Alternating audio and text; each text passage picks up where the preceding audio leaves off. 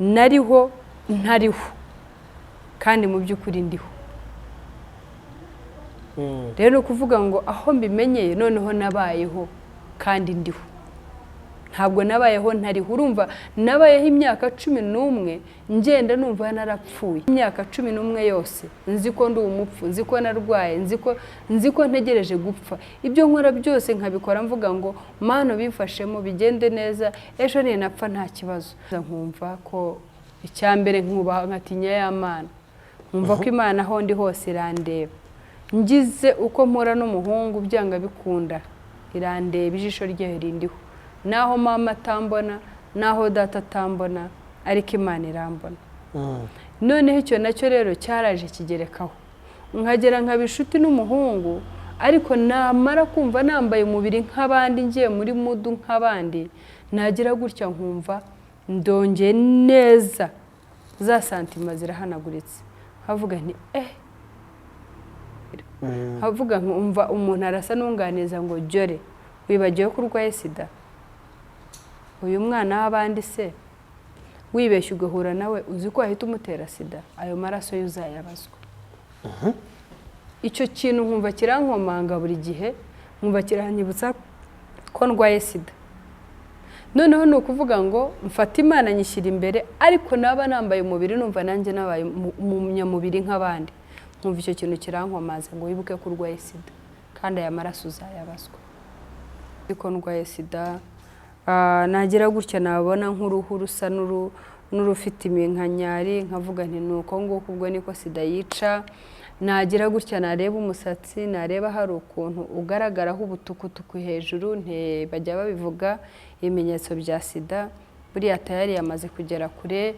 Nareba iminwa, nareba hari nk'ukuntu hatangiye gutukura ku munwa, mbe nkahita nanabibona. Ngiye nkabona ko uruhu rwarakokose, nararwaye, nkabona iminwa yaratukuye ni SIDA, nkabona imisatsi yaracuramye nkabona SIDA.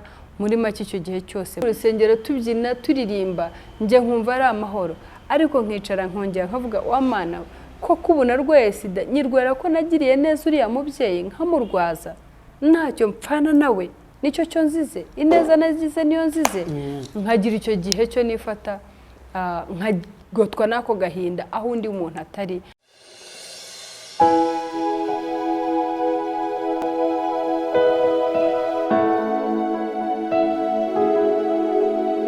Imana bamugisha jari kwasetse cyane uyu munsi.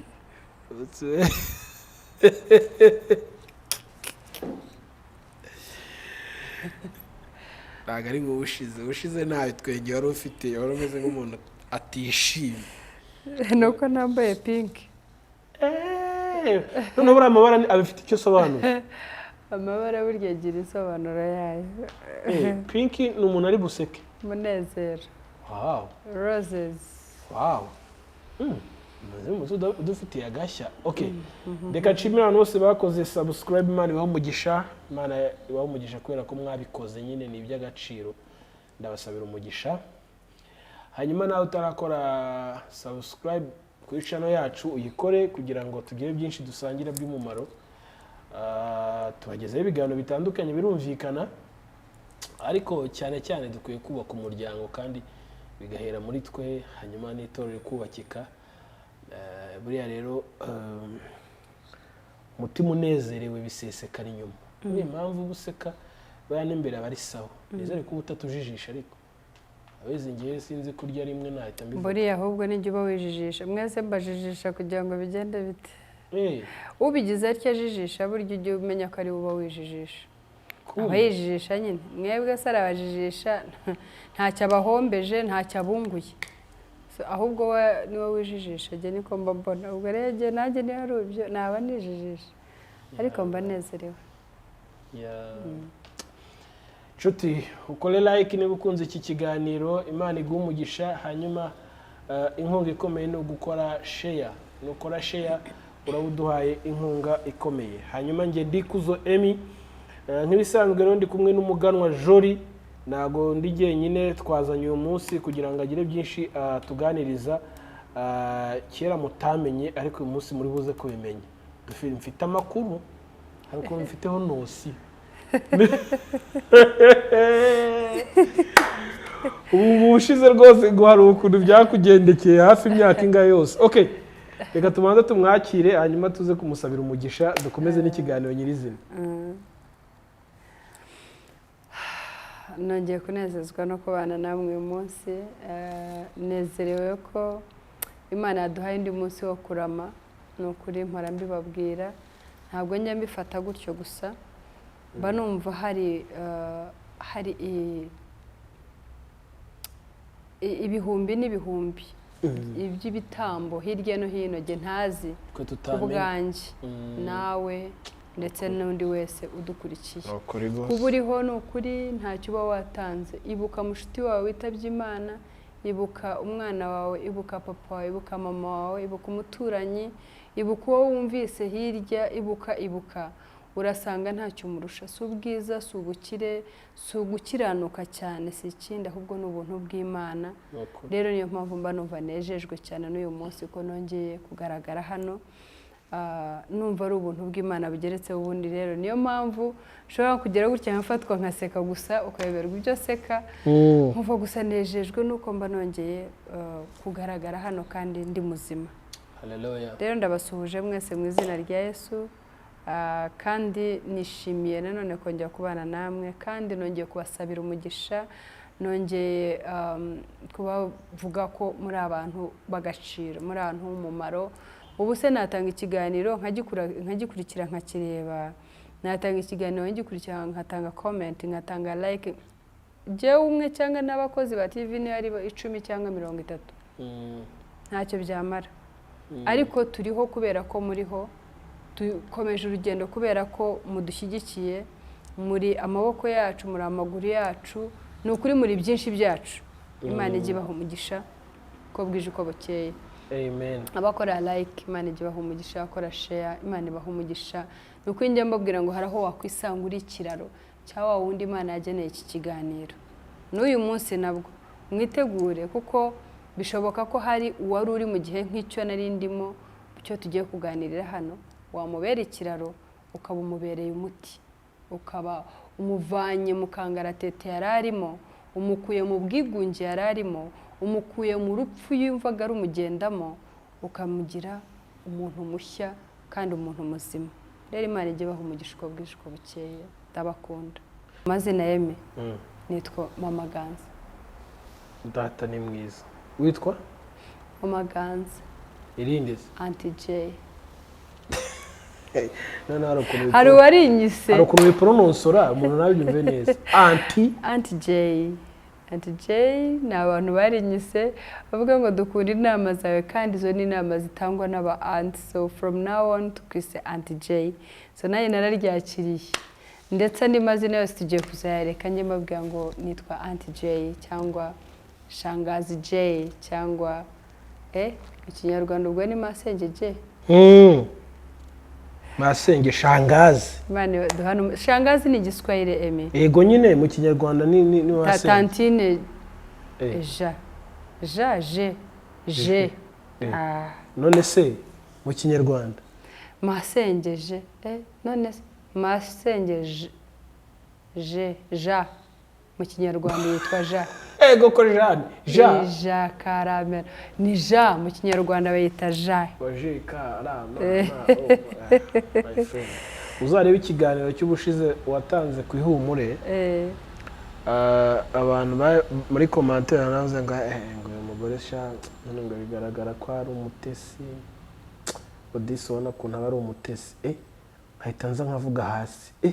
Ubona kuntu ari umutesi. Yarakubiswe buriya kera. Jya ubabwira uti buriya ni ubuntu bw'Imana bugeretseho ubundi.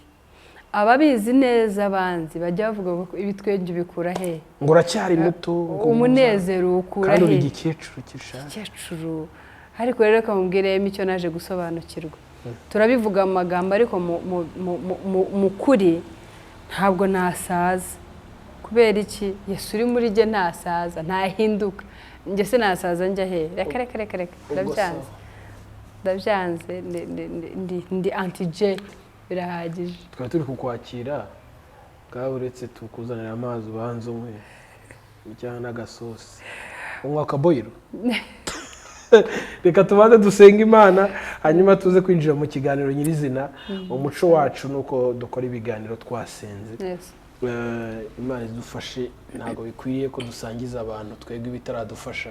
Turakwiriye gufashwa, hanyuma twamara gufashwa natwe tugafashisha abandi. Ukunda mugenzi wawe nk'uko wikunda. Yego. Iryo niryo tegeko rimwe ryavunje ayandi yose Kristo yasize mu isi. Data, turagushimye kuri umubyeyi imbabazi, tugushimira ubuntu bwawe no kugira neza kwawe.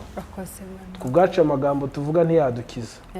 Ibyo tuvuga ngo turasenga sibyo bidukiza, sibyo bitubeshaho, sinabyo bitugaburira.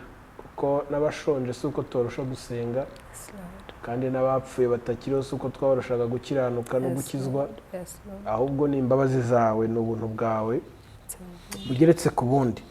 Turagushima ko uri umubyeyi mwiza, waratureze, uradukuza, uradutoranya, wari uzi ko uyu munsi tuzatwicaye kuri iyi kamera, wari ubizi neza ko uyu mugabo, uyu mugore, uyu mukobwa, uyu musore, ndetse n'uyu twita tate ukuze uri kureba iki kiganiro, wari ubizi neza ko uyu munsi azaba ari kureba iki kiganiro.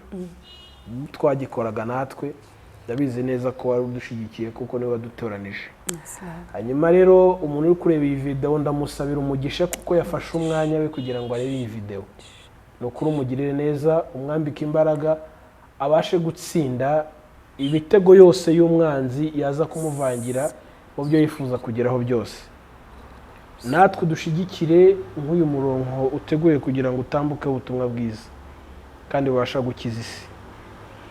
Mama wicaye hano imbere yacu yavuga ibyo yumva, yavuga ibyo atekereje, by'amarangamutima ye, hanyuma ntibigire icyo bifasha abantu, ariko ashigikiwe na Mwuka Wera uri muri we, kubera ko hari message ushaka ku isi yose yumva muri rusange. Data, uwo Mwuka Wera waduhaye umujyanama uri muri we, kumwigisha nk'umuyobozi, amuyobore gutanga ibyo umushizemo byagirira benshi ubuntu. Abari hirya no hino ku isi mu migabane itandukanye badukurikiye, Data ubaho umugisha, ndabisubiramo n'ukuri, ubaho umugisha. Twamenye neza ko ururimi rw'abagome ruroga, kandi rwaroga abantu bagapfa, abandi bagahura n'imitego, abantu bakabaturaho imikoshi ikabakurikirana. Nta mpamvu n'imwe two twizeye twiringiye ukomeye, umugabo w'imbaraga, umunyamaboko. Ni gute tutakwatura n'akanwa kacu tukarema? Ndarema umugisha ku muntu wese udukurikiye, umugisha ibe kuri we n'umuryango we, kandi ntitukamutakaze, natwe ntakatutakaze. Urakoze kugize neza, icyubahiro kibi cyawe. Aka kanya tugiye kumara kaba kumugisha kuri buri wese. Ni mu izina rya Yesu urakoze. Amen. Nari ukuntu dusenga Umwuka Wera agahita adufashizamo. Ubara ntangiye gufashwa cyane. Nawe hari ukuntu umuntu ari kurikura agafashwa. Amen. Tugira umugisha wo kubana muri uyu mwanya rero. Ntekereza ko twabanye mu biganiro byinshi byagiye bitambuka, abantu benshi barabibonye. Ariko hari ubwo umuntu aba afite ubuhamya akagenda atanga ibice. Bara nanjye yari umunsi nzagera nkafatwa. Kana gusabye ngo umunsi nzakwakira. Uretse nyine ariko si biniki. Hanyuma umunsi Imana yagutunze urutoki. Imana gutunze inkoni. Nawe ari cyo waduhishe wanze kutubwira, ubuhamya bwatambutse. Uyu munsi ngiye kukwakira rero utuganirize. Kera hari umusore mwigeze gukundana, sibyo? Baraguserereza bakajya bakubwira ngo arwaye SIDA. Noneho ntago wamuretse kubera ko yari arwaye SIDA, kuko nta niwe bamusuzumyemo, ari n'akarokore k'agacucu karaho. Hari ukuntu n'udukobwa twarundukiye mu kirokore ngo bakatwita uducucu. Ariko burya bucucu bwabo, sha reka nkubwize ukuri, iyo akomeje akabako bigira umusaruro cyane ukomeye. Bigira umusaruro. Nawe niba bagutuga ngo agacucu, ukomeza bera agacucu ka Kristo ntacyo bitwaye, ubikwita ahubwo ni umupfu, niko birivuga. Umupfu agenda apfuye. Yes. Hanyuma rero birangije ngo uyu musore ngo byaje kuranya no muri mudakundanye, ariko se amaherezo waje kumenya ko umusore arwaye SIDA cyangwa nawe yari arwaye. Hanyuma tubwiye n'uburyo nawe waje kurwara SIDA. Ariko yemiwe ibyo se ko ari ibyejo bundi muri 2024 ibihumbi 2004 ariko jye nari maze imyaka icyo gihe nari nujuje imyaka 10 ndwaye SIDA.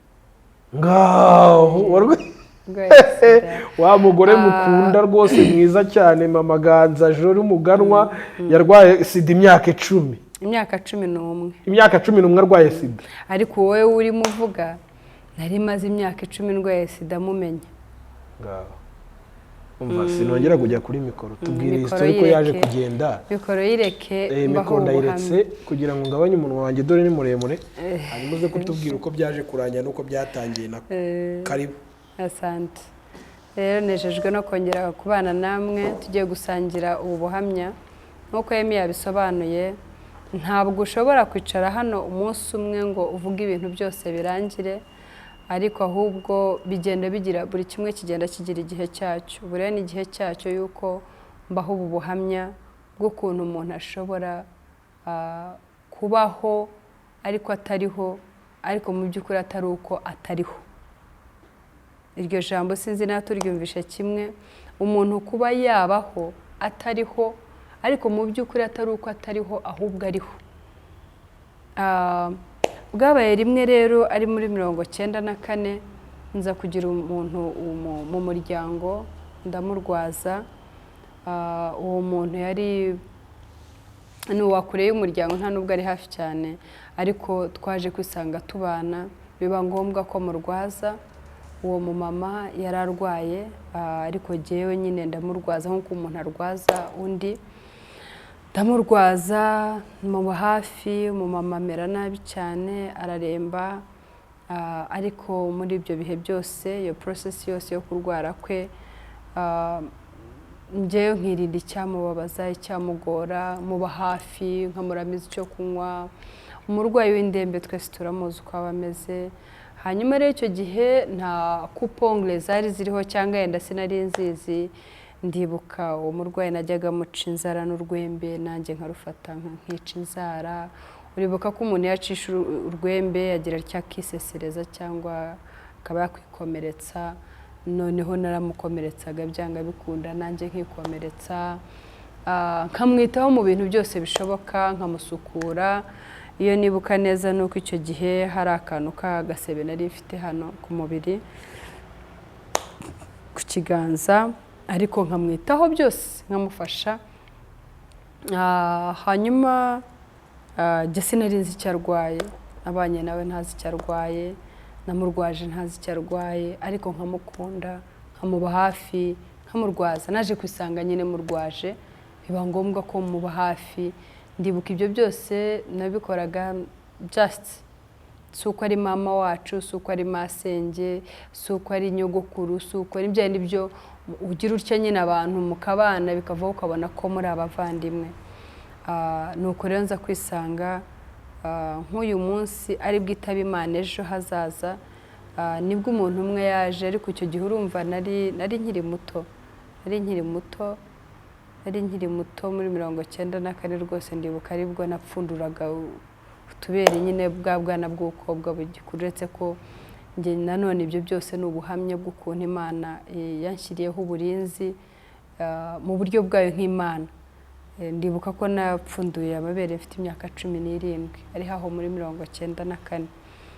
Urumva rero ko nabwo ni uburinzi Imana yanshyiriyeho kugera iyo myaka yose ntaramenya uwo ndiwe, ntaragira uwo mbawe ngo sobanuke niba ndi umukobwa cyangwa umuhungu. Nabyo njyasanga ari iyindi buryo Imana yashyiriyeho bw'uburinzi. So icyo gihe rero ndibuka ndamurwaza, noneho ndibuka buri buke akitaba Imana. Nibwo umuntu umwe yaje abivugira aho ngaho, nanjye ndibuka nari ku ruhande mfura mba nkubikurushye mu matwi byandi byigira utyo kumva ikintu kikuguye mu matwi. Numva umuntu aganeza undi ati se mwene wabo n'uwo mama nawe yaganizaga ambwira ati se uyu mumama ntiwambwiye ko arwaye SIDA? Undi ati yego. Nese uyu mwana ko mbona amwitaho akamukorera buri kintu, ko nyasanga amuca inzara, ko nyasanga amufurira, amwitaho muri byose, ko nta ganja mbona n'uno mwana yambaye, ese ubundi aranabizi ko uno muntu arwaye SIDA kugira ngo amenye uko amufata, amenye uko amwitaho, ariko nawe yirinda? ndetse uyu mwana amubwira ibya sida ngo amenye ari ibiki. Rero mbimenye ubwo ngubwo ko arwaye sida ntari mbizi, ariko nabwo binca mu matwi gusa sinanabitindaho. Cya gihe rero cyo vuga ngo rero menya nkwiye kwirinda, ndumva mu byo nzi yuko iyo umuntu mukase nawe ukikata ashobora kukwanduza, n'ibyo byose nyine ntangira kumva ko icyo ari cyo cyose cye gishobora kumbera intandaro yo kwandura. Ariko urumva nabimenye n'ubundi wa muntu buri buke akitaba Imana, kandi umva nari maze nk'amezi ngira ngo 2 murwaje mu bitaro. So biba ngombwa umubyeyi umunsi ukurikiye koko yitaba Imana. Nibuka neza ko kuva icyo gihe nahise numva ko byanga bikunda ko namaze kwandura sida, kubera ko nababwiye ko namucaga inzara n'urwembe nkamukata nanjye nkikata. Urabizi ukata inzara ntabwo ujye witwararika, ntubura uko ubigenje ugakomeretsa umuntu cyangwa nawe ukikomeretsa. Ariko byose niko nabimukoreraga, kandi nanjye hagaruka rwa rwembe nkica inzara nkamwitaho nkuko nabibasobanuriye. Noneho ndibuka guhera icyo gihe numva ko tayari namaze kwandura sida. Ndibuka icyo gihe maze kumenya ko yitabye Imana, abambonye ndira, yes nababajwe n'umubyeyi we narwaje, we nasengeraga. Icyo gihe cyose muri iyo myaka yanjye 17 nari umurokore. Nawe babwiye ko nakirijwe mfite imyaka 10. Naramusengeraga, nkamukorera ibyo mukoreye, narinze nkapfukama musengera, nkavuga ngo Mana, nkamusengera uko muzi uko umuntu asengera umurwayi. Tukagera nubwo tuganiriye, ariko ntabwo twagize umwanya uganira bihagije, ko ndibuka ko twavuganyeho nka 2, ako kuvuga araremba bitavuga. Mbuwo ku mavi nkamusengera. Noneho rero guhera icyo gihe bita numva ko narwaye. Uwambonye ndira rero yitabye Imana, we yumva ko mbabajwe gusa no kuba umubyeyi yitabye Imana, ariko jye nari mfite byinshi muri jye bibyiganiramo. Ndavuga ngo yo umubyeyi ndamurwaje, none koko byo ajya avuga ngo sida irica, koko iramwishe. Ubu rero ni ukuvuga ngo nanjye yanteye sida, kuko naramukase narikase. Ndababara ndarira, ndavuga ngo why me God, nagira neza gutya Mana ukanyitura kurwara sida koko? So kuva icyo gihe fata ko narwaye sida, mbaho nzi ko ndwaye sida. Nagira gutya nabona nk'uruhu rusa n'urufite iminkanyari, nkavuga nti nuko nguko ubwo niko sida yica. Nagira gutya nareba umusatsi, nareba hari ukuntu ugaragaraho ubutukutuku hejuru, bajya babivuga ibimenyetso bya sida, buriya tayari yamaze kugera kure. Nareba iminwa, nareba hari nk'ukuntu hatangiye gutukura ku munwa, mbe nkahita nanabibona. Njye nkabona ko uruhu rwarakokose, nararwaye, nkabona iminwa yaratukuye ni sida, nkabona imisatsi yaracuramye nkabona sida. Muri make icyo gihe cyose mbaho nzi ko ndwaye sida, mbaho ngaho nzi ko ndwaye sida. Ariko reka mbabwire bene data, hari ikintu kiberaho ikindi. Icyo kintu cyabaye sinzi ukuntu nabyita mu Kinyarwanda, ni nk'iyindi ingabo inkingira ya gatatu. Ingabo ya mbere Imana nabonye ikoresha, uburinzi bwa mbere nabonye ikoresha ku buzima bwanjye, ni ukuba narakijijwe ndi umwana, nkamenya Imana, nkayitinya, nkayubaha, nkumva ko ijisho ryaho ndi hose rindeba. Icyo kintu kiramfata. Icya kabiri cyamfashe nuko nenze ngera imyaka 17, utamenya n'andi umukobwa cyangwa ndi umuhungu. Ushatse kuvuga icyaho? Nabisobanuye urabyibuka Emi. Navuze ko napfunduye amabere gifite imyaka 17. Nicyo nyine cyagaragazaga ko ukiri muto. Cyangwa bikunda ni oya, nicyo ahubwo kigaragaza ubukuri. Umuntu ahita abona ko wasobanutse this time, wasobanutse uri umukobwa, bakubonaga batazi uwuriwe, niba uri umuhungu cyangwa uri umukobwa. Ariko ubundi abantu badukurikiye wari waragize amahirwe yo kwiga cyane? Nari narize, ariko amahirwe make cyane, nigaga mu buryo bugoranye cyane. Uburyo kugeza kuri 17 nari ntaratangira na segonderi.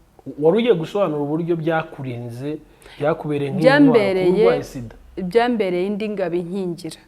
ni ukuvuga ngo guhera icyo gihe kubera ko nibonaga nkabona uruhu nkabona ndwaye sida, nareba amaso narwara twa tuntu twe bita niba ari iki, twa tuntu tw'uduheri tujya tuza kuzisho twitwa ni ari isekera niba ari iki, natubona nti tayari iyi ni sida, nareba umusatsi mu ndorerwamo nkabona nk'ubutuku nti iyi ni sida, nareba iminwa nkabona iratukura nkabona mbe mbona ko narwaye, mbona ko narwaye narangiye nyine sida.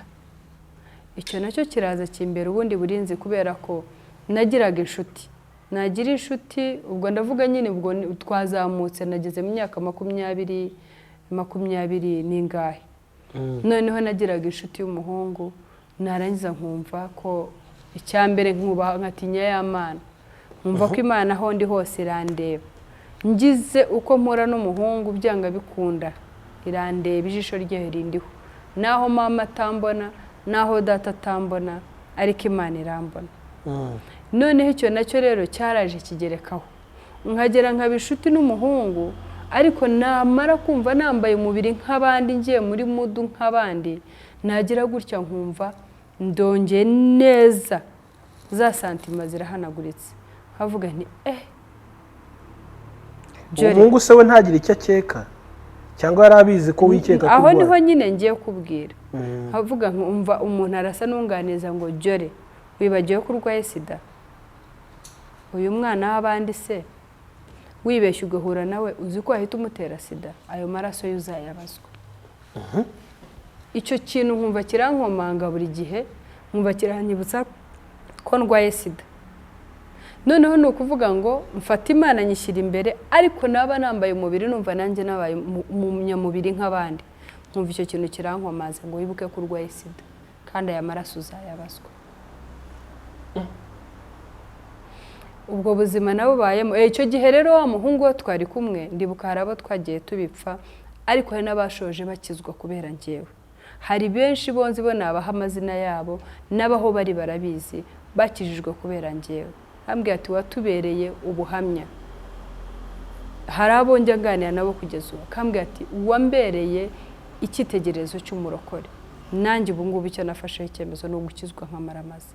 Ariko n'abandi kubera izo kamere yaranze akavuga ati ubu se washaka kubona icyo, ashaka kunyumva imitekerereze yanjye, washaka kundeba imyumvire yanjye, washaka niki gitumye twari muri mudi mwanyize ukanyereka ko ako kanya santima zigushizemo. Njyewe nibutse icyo kintu kirankomanze, numva mbaye umuntu mubi, ngiye kumugome, ngiye kumwicanye. Ariko we ntacyo azi ko bigenze muri gihe. So njye nibuka ko ngira ngo umuntu wa mbere nabibwiye n'umuntu wone nakunze nanjye numva ari inshuti yanjye koko. Temba numva ndwaye sida. Yari umukobwa ari umuhungu? Umuhungu. Abakobwa b'inshuti zawe ntacyo bajya kubabwira se? Nta na kimwe, nta n'umwe nigeze kugira ikintu cyo mbwira. Nta n'inshuti kandi giye weme. Nta nshuti z'abakobwa bihambaye bo nagiraga. Ndibuka mu buzima nagize abana babiri b'inshuti babiri, ariko nabo ntabwo ngeze mbibabwira ibyo bintu. Noneho uwo musore ndabimubwira, nabwira nti rero cyege numva nkaho narwaye sida. Ndamutekereza uko byagenze. Noneho reka mbabwire, nashatse kubabwira ngo imyumvire ishobora gutuma upfa uhagaze.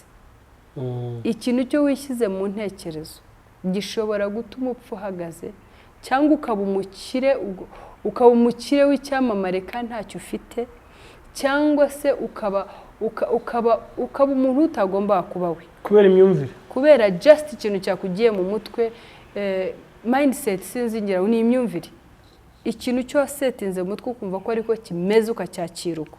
Ni ukuvuga ngo ushobora kwakira ko uri umukene kandi koko ukaba umukene, ugakena pe kandi mu by'ukuri utari umukene. Ushobora kwakira yuko ukishyira mu mutwe ngo umugabo wanjye anca inyuma, kandi mu by'ukuri uriya mugabo ataguca inyuma, ariko ukabyakira bikakubamo imitsi ikaguhagarara ukarega ijosi. Umugabo ashobora kwishyiramo icyo kintu ati umugore wanjye anca inyuma, nta kuntu yaba ari mwiza kuriye atanca inyuma, kubera ko yabyishyizemo pe bikaza bikamwuzuramo ngo umugore we amuca inyuma, kandi ari ubuyobe kandi mu by'ukuri gusetinga ibitekerezo bitari ukuri. Just bivuga ngo iki kintu impamvu uje kukibabwira nuko naje gusanga hari abantu barwara depression kubera just mindset, kubera ibintu byo yishyizemo gusa, akishyiramo ngo umugabo aramwanga, akishyiramo ngo bene wabo n'umugabo baramwanga, akishyiramo ngo bene wabo n'umugore baramwanga, akishyiramo ngo umugore we amuca inyuma cyangwa umugabo we amuca inyuma, neza umuntu akavaho akarwara depression. Kandi mu by'ukuri wajya kure ugasanga ntacyo ashingiraho na kimwe kugira ngo abe ukomeza, ugasanga arisiga amavuta ntamufata, ugasanga ararya ntibimufata, ugasanga nta kintu umugabo yamwimye cyangwa umugore yamwimye, ariko ntibabanye neza kubera ukiri aho uwo mugore we yagira umunezero ku buryo umugabo yabona ko umugore amwishimira, cyangwa birangira nawe ntamwereke ko anamwishimira, ahubwo sibyo no guhabuka. Ni indwara, ya ndwara iyo ikuvuyeho wemi nanjye ngeraho nk'umugore wawe. Ingaruka zayo se? Ingaruka zingeraho nyine, cyangwa ubwandu bwayo? Ingaruka none se buryo wagize ngo ingaruka ni iki? Cya kindi cy'urwaye kivaho kikangeraho nanjye nkarwara, kuko ushobora no kububimbaza nkagusobanurira ukanga kubyumva kubera ko uhora untota umbaza ikintu kimwe, umbaza ikintu kimwe, navaho nanjye nkagira iyo trauma muri jewe, navaho nkandura kubera ibitekerezo byanjye wabyishe.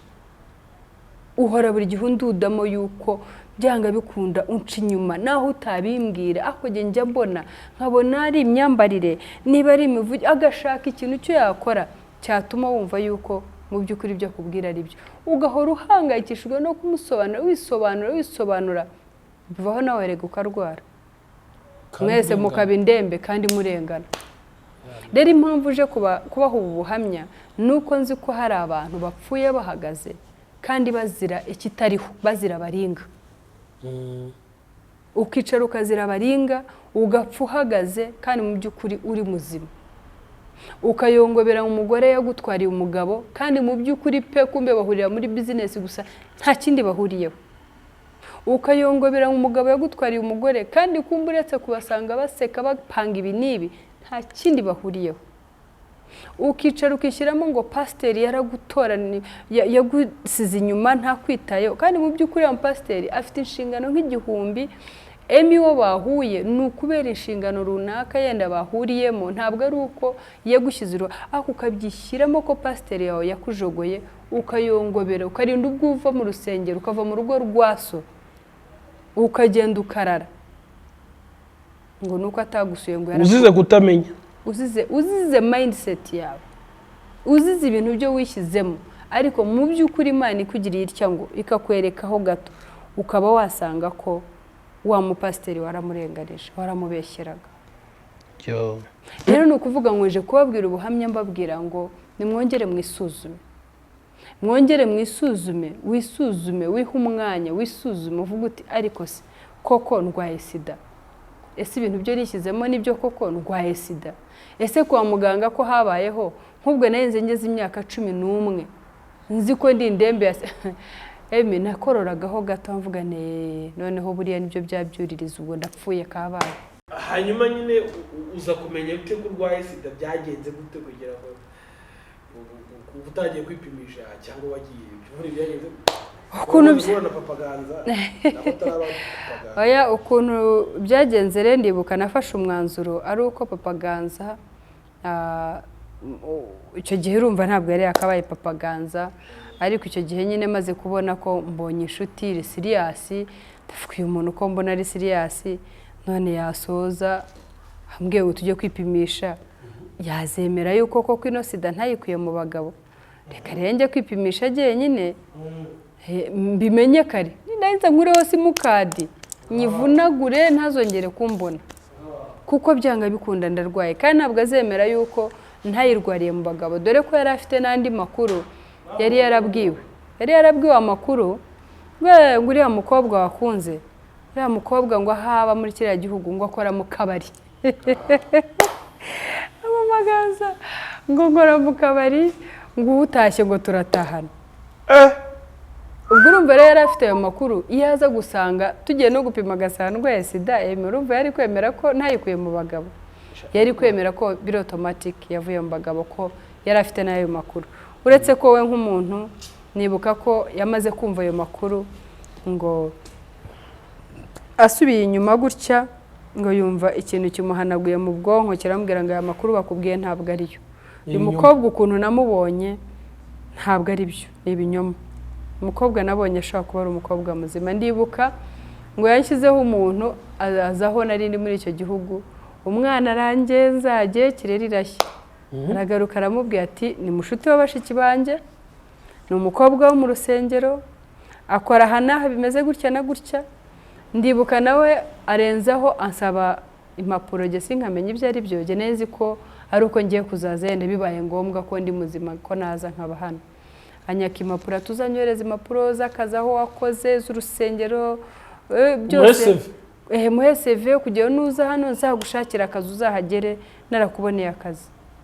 Ategezemo izo muri bara zibura, ndazikusanya zose ndazimuha, ngira n'umushumba wanjye Imana ijye umuha umugisha, umushumba wanjye Simon Masunga ndamukunda cyane ahari, nuko nyine atazumva iki Kinyarwanda ururimi rwacu, lakini nampenda sana mchungaji wangu Simon Masunga. Ni umubyeyi mwiza, icyo gihe ampereza urupapuro rwose rugaragaza ko ndi umwana waho, ndi umuririmbyi, ndi umukozi w'Imana wo muri urwo rusengero. Ndabimuha, ngiye kireri irashya sinenze ibyo ari byo. So maze kubona ko umuntu ari seriye rero ndavuga nti ibi bintu bigiye kuzantamaza. Reka rero nge nanjye kwipimisha, menye ubwandu ubwo mfite uko bungana, menye ukuntu napfuye, ndengeho mpfe nta kundi. Numvaga narapfuye mpagaze. Reka nkubwire impamvu natanze ubuhamya. Hari abantu benshi bapfuye bahagaze. Ndibuka icyo gihe ibyo naryaga byose ntabwo byamfataga, amavuta nisigaga yose ntiyamfataga, narambaraga n'ibiki byo, ariko nkaba afite kagahinda muri jye ko ndarana, aho ndirira undi atabonye, aho turi mu rusengero tubyina turirimba nje nkumva ari amahoro, ariko nkicara nkongera nkavuga wa Mana ko kubona narwaye SIDA, nyirwara ko nagiriye neza uriya mubyeyi nkamurwaza, ntacyo mpfana nawe, nicyo cyo nzize, ineza nagize niyo nzize. Nkagira icyo gihe cyo nifata nkagotwa nako gahinda aho undi umuntu atari, ariko aho Imana yabonaga. Rero no kuvuga ngo icyo gihe nafashe umwanzuro ndagenda njya kwipimisha jyenyine. Ndavuga ni rero reka nipimishe, nindangiza sha nzakora isimukadi kizo noneho nzaba mbaye shu. Ariko nkagira kandi kantu Imana, nkajya numva ijwi ry'Imana rimbwira ngo ntabwo waziri neza wagize, ntabwo waziri neza wagize. Noneho nkakomeza nkagira n'inzozi zinyereka ko nashobora kuzaba victim y'ineza nagize, y'uwo muntu wanarwaje ameze atyo. Mfata uwo mwanzuro njya kwipimisha. Ngezeyo aho hantu ho nari naho rero hari sida mbi cyane, mbi. Umugabo upima nawe muri iyo labo ngo mbonye ngo ahita nawe ubwe mu mutwe we anshyira kuri liste, aravuga ati ubu uyu nawe agiye kuri liste tu, kuko ahantu abana b'abakobwa bahari abagabo abagore benshi bararwaye. Nuko arangije arapima asanga ndi muzima. Noneho nje kwakira ibisubizo nanga kubyemera ko ndi muzima. Aravuga ati nanjye mu by'ukuri nanjye sinabyemeye kuri muzima. Ati nanjye byantangaje kubona uri muzima. Ati kuko waturutse navuga ngo umukobwa usutya hano hantu byanga bikunda naho bagiye kuri liste y'abarwayi mfite. Ndambwira nti rero reka nkubwize ukuri, mushyiraho iyo story. Niyo mpamvu ntizera ko ndi muzima. Imyaka yose yo maze 11 mbayeho jewe nzi ko ndwaye, ntabwo nzi ukuntu wambwira ngo ndi muzima. Bibaye ngombwa yumvisha iyo story yanjye, biba ngombwa nawe noneho aramenekera arambwira ati rero nkubwije ukuri, ahangaha buri muntu uhaje wese ni nkaho abaje gukonfirima gusa, ni nkaho abaje kubona ikintu cyemeza gusa, kimwemeza ikwibyo yarazi muri we ko ariko bimeze, ariko bose baje hano babarwaye. Nanjye nakubonye hariya nakwibuka ukuntu hano ibintu bimeze, nahise numva nkubaze mu barwayi bongeye kwiyongera ku mubare mfite, ariko nanjye ntunguwe no kubona uri muzima. Rero reka mbabwire bakundwa, impamvu nazanye ubuhamya hano ni ukugira ngo wowe ushobora kuba uri mu bihe nk'ibyo naciyemo, wowe ushobora kumaza imyaka ufite indwara warwaye ariko mu by'ukuri atariyo ukiri. Natangiye mbabwira ngo ushobora kuba umuntu, ushobora kubaho nyamara utariho ariko ubundi mu by'ukuri uriho. Ushobora kubaho wowe uzi yuko urwaye, ushobora kubaho uzi ko wanzwe, ushobora kubaho uzi ko warozwe, ushobora kubaho uzi ko umugabo aguca inyuma, ushobora kubaho uzi ko umugore aguca inyuma, ushobora kubaho uzi ko umusore wawe warubonye nka fiyansa aguca inyuma cyangwa afite undi akunda kurenza, ushobora kubaho umukobwa warize uvuga uti yenda afite undi musore hirya hari, ariko reka mbabwire, ba ugomba kuba we, wiba utagomba kubaho, wiba utariho kandi mu by'ukuri ukwiye kuba uriho. Baho ubuzima bw'ukwiye kubaho, wimungwa n'ikintu kitariho cyudafite facts zacyo.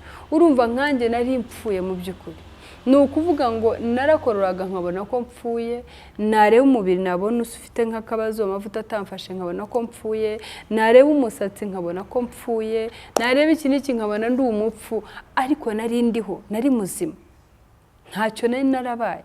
Uwiteka yabanye nanjye, yarandinze mu neza nagize, nanjye yanyituye neza, arandinda mbaho. Reka mbabwire inshuti z'umusaraba ngo reka tubeho, ubaho mu gihe cy'uriho, wishaka kuvangamo ngo kandi ubeho utariho kandi mu by'ukuri uriho. Baho, ubuntu bw'Imana bukuriho, hari uburinzi bukuriho, ariko wishaka kugira ngo utane ubeho utariho kandi ukwiye kuba uriho. Imana igutabare wowe ushobora kuba uri mu bihe nk'ibyo byo naciyemo, ushobora kuba urwaye imwe muri izo ndwara twavuze, indwara y'ishyari, indwara yo gukeka, indwara yo kwibwira ibintu bitari byo, indwara mindset ni ikintu kibi cyane. Ushobora gusetinga mu mind yawe ko uzakira, ni ukuri pe ukazakira. Bivuze ngo niyo usetinzemo kuri umukene urakena, naho waba ufite iki urakena, uhora uganya, uhora ibyo uvuga uganya, uhora ibyo wambara ubona bitagufata, amavuta ukisiga ntagufate. Muri make naje kubabwira ngo reka tubeho turiho, wibaho utariho kandi mu by'ukuri ugomba kubaho. Rero byashoje nyine nabikubwiye, sinzi impamvu ushaka ko nsubiramo. Urumva byahereye yuko nagiye kwisuzumisha nkasanga oya ibyo ndabyumva nanabyumvishe, ndashaka ahubwo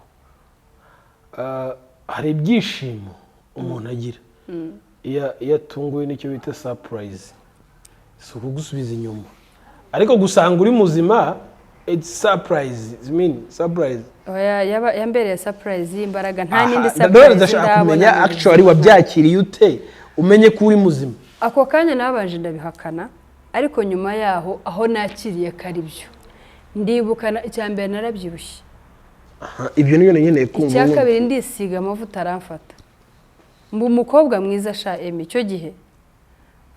Urumva hari ukuntu none ubwiza bw'Imana baba bukuriho, umuntu wese yakubona agahora ubona uri mwiza, wakwisiga amavuta Suzana ya 200 uri mwiza, wakwambara ishati ya 500 n'ijipo y'igihu uri mwiza, uraberewe. Bishoboka ko buri muntu icyo gihe atayibonaga ibyo, ariko jye nayo mbiziranyeho n'Imana yanjye. Imana yari ibizi ko mbayo ntanezerewe kubera ko nibeshyaga. Nigeze kuvuga imvugo ivuga ngo nariho ntariho kandi mu by'ukuri ndiho. Rero kuvuga ngo aho mbimenyeye noneho nabayeho kandi ndiho, ntabwo nabayeho ntariho. Urumva nabayeho imyaka 11 ngenda numva narapfuye, ariko mu by'ukuri ndi muzima. Niho navugiye ngo ushobora kuba uriho utariho ariko mu by'ukuri uriho. Rero nanjye nabayeho imyaka 11 yose nzi ko ndi umupfu, nzi ko narwaye, nzi ko ntegereje gupfa. Ibyo nkora byose nkabikora mvuga ngo Mana bimfashemo bigende neza, ejo ninapfa nta kibazo. Ariko ikintu cyo nyashimira Imana, muri ibyo bihe byo nabonaga yuko bikakaye nshobora gupfa, nshima Imana ko nirinze kugira umuntu wo nabera igisitaza. Papa Ganza se yabyakiriye ate? Umubwiye story kuntu yose yaje kugenda? Nayimubwiye nyuma. Ntiyasetse? Nayimubwiye nyuma, araseka aratembagara. Ariko urumva ko yari afite ya story, yaravuze ati Imana iragukunda cyane wa mukobwa. Ati ibazi usanga urwaye, nari naramaze no kubwirwa ayo magambo yuko ukora mu kabari, kandi mu by'ukuri ari umukozi w'Imana uba mu rusengero utazi ni akabari kaba. Ati baze rero ko kuyonza gusanga urwaye, nari kubona ko ibyo bavuze koko ari byo kandi mu by'ukuri bitari byo.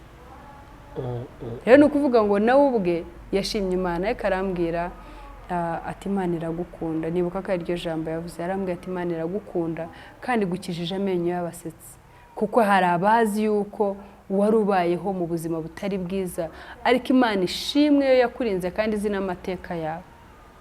Rero ni ukuvuga ngo naje kubabwira ngo Imana yashyizeho ubwenge, kandi niyo mpamvu ijya ivuga ngo nubura ubwenge nzaguta. Ushobora kwicwa na depression kubera ubutamenya. Niba wiketse SIDA nk'uko kwanjye, wimara iyo myaka yose, genda ujye kwa muganga. Niyo mpamvu Imana yashyizeho abaganga kugira ngo badufashe.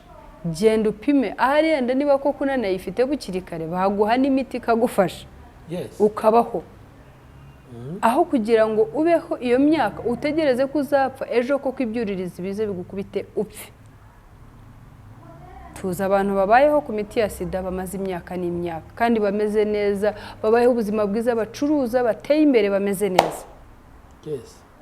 Niba uketse ibyo bintu bikwiciye suruva, bikwiciye intekereza ngo umugabo anci inyuma cyangwa umugore anci inyuma cyangwa fiancé cyangwa bivanemo.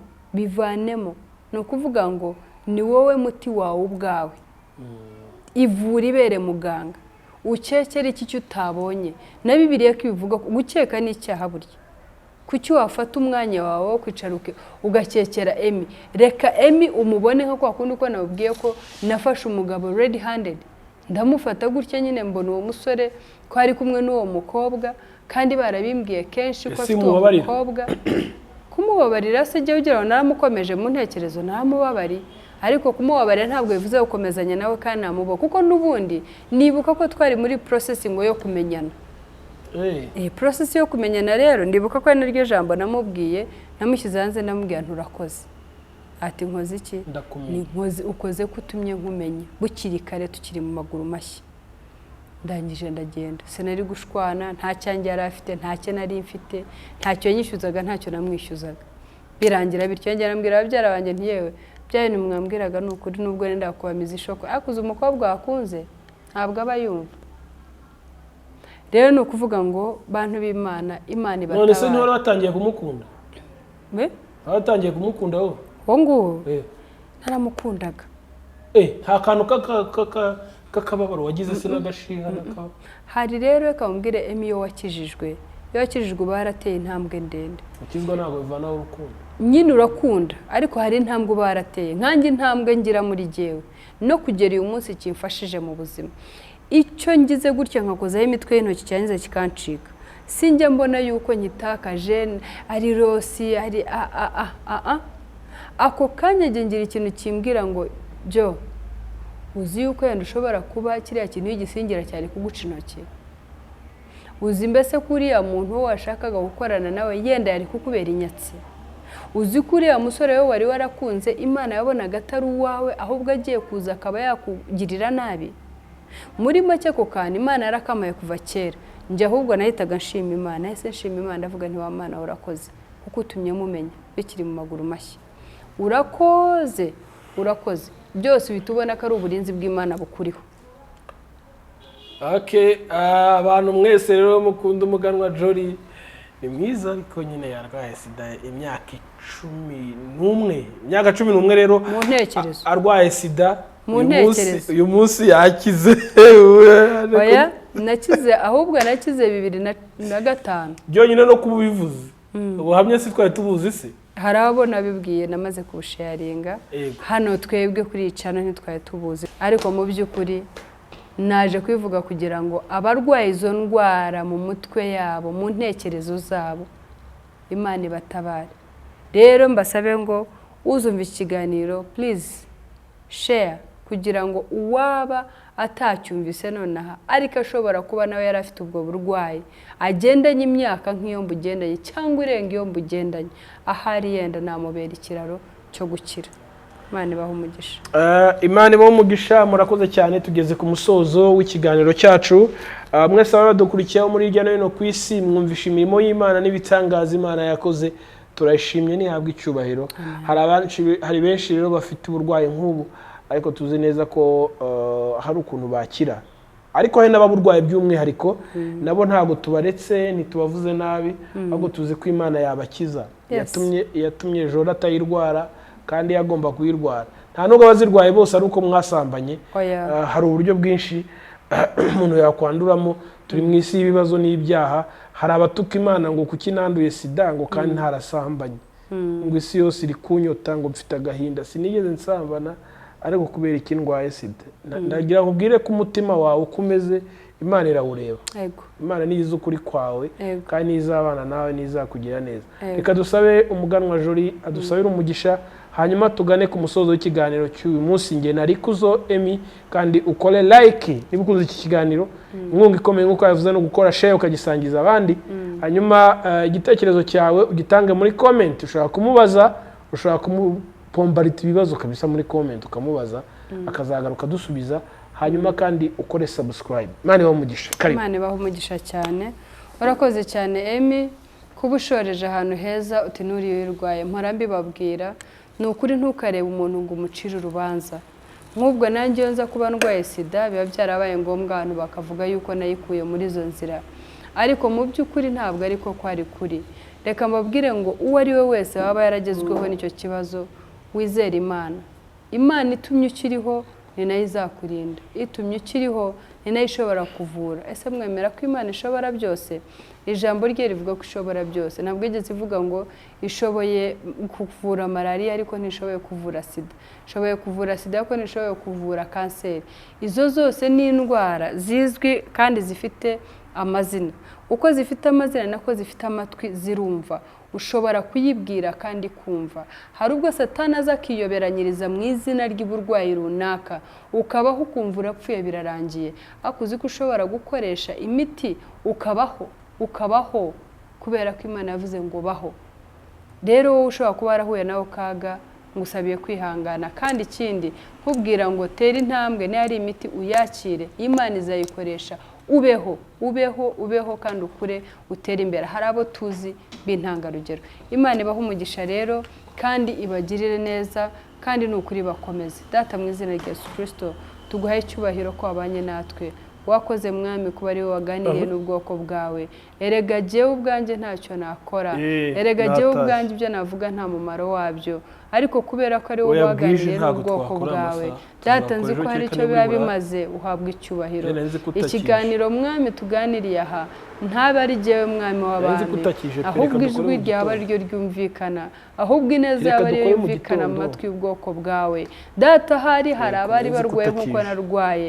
ahari hari abafite imyumvire nk'iyo nari numviye nari mfite muri jyewe kandi iyi myumvire mwami tuzi neza yuko iyo afite imyumvire myiza imugeza ku byiza iyo afite imyumvire mibi imugeza ku bibi mwami mwiza ndakwinjiza kugira ngo uhindure imitekerereze y'ubwoko bwawe mwami wari ufite ibitekerezo nk'ibyanjye ntashobore kuvuga ati kantere intambwe negera umuganga niba nanarwaye ampime mbe shuwa ariko nanafata imiti tabara uwo muntu mwami w'abami muvane muri ako kangaratete karimo muteze intambwe nyaguhora ku ngoma maze ashobore kwakira gukira kwe mwami mwiza numva jye kuri jyewe icyo gihe ari igihe cyari gikomeye nari mu mwijima nari mu gicuku hari hakomeye mwami nubwo nagendaga nubwo naririmbaga nkubwo nagiraga gute ariko mu masengesho nasengaga nakwingigaga mwami ngo unkize uzandinde sinzabe naranduye SIDA mwami mwiza rero hari abayanduriye muri ubwo buryo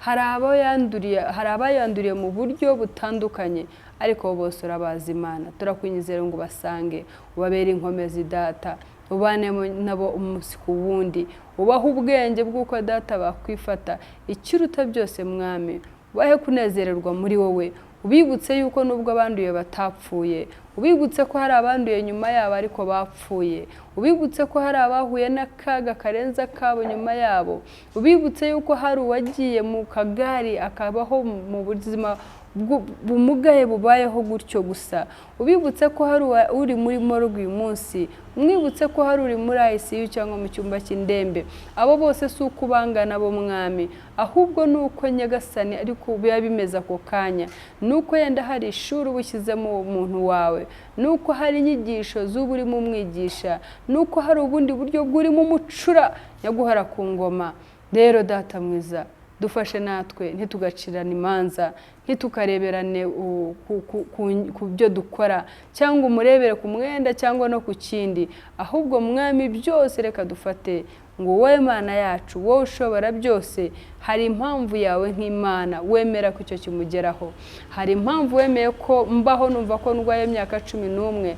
Mwami nzi neza yuko nabyo hari icyo byandinze bikomeye cyane, nabwo ndaguha icyubahiro data.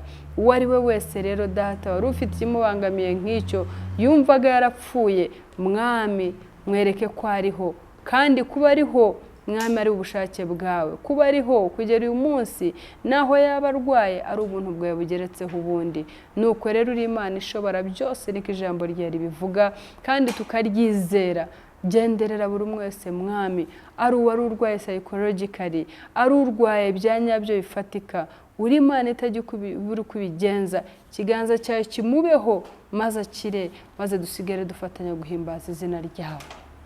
Icyubahiro ni ikuzo byawe papa, umugisha buri umwe wese ureba iki kiganiro, umugisha buri umwe wese uzakora share, umugisha buri umwe wese uzalikinga, umugisha buri umwe wese ukora subscribe kuri iyi channel, umugisha buri umwe wese udushyigikira mu nzira imwe cyangwa iyindi, umugisha Emi na team yose. Icyubahiro ni ikuzo byawe, komeze kutubera Imana, turinde turwanire intambara zo tuzi n'izo tutazi, mu izina rya Yesu Kristo umwami wacu. Ushimwe mwami kubikoze. Amen.